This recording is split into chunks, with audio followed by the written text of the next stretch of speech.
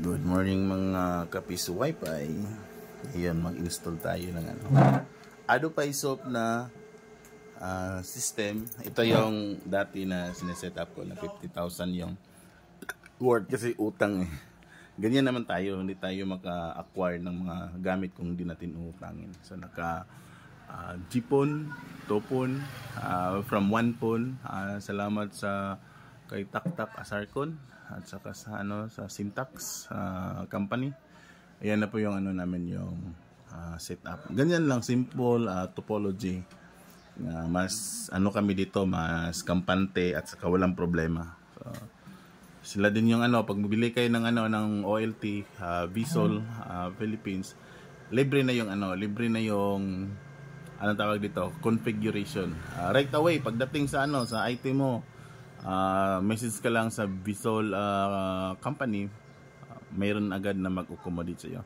So yan ngayon, mayroon naman tayong mga client na gusto rin magaya sa atin. So yan, tatlo yan. Natin yan,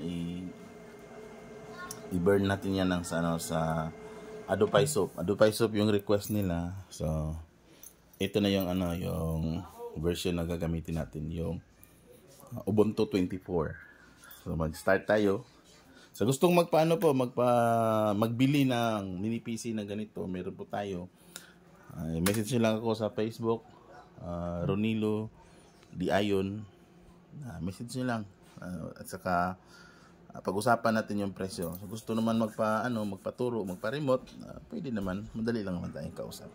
So mag-start na tayo ng ng configuration. Ayan. So maganda talaga ang feedback ng mini PC plus OLT na Visol. So ganyan yung namin yung setup, kasi yung sa cascading kasi hindi namin makuha kung paano, pero dito kami na-solve yung sakit sa ulo, yung disconnection, mga ganon. So ito dito naka 1/8 yan. Meron namang 1/16 dito, pero ito 1/8 yan. Tapos pagdating sa sa mga kabahayan at saka sa window namin, 1/16 din yun.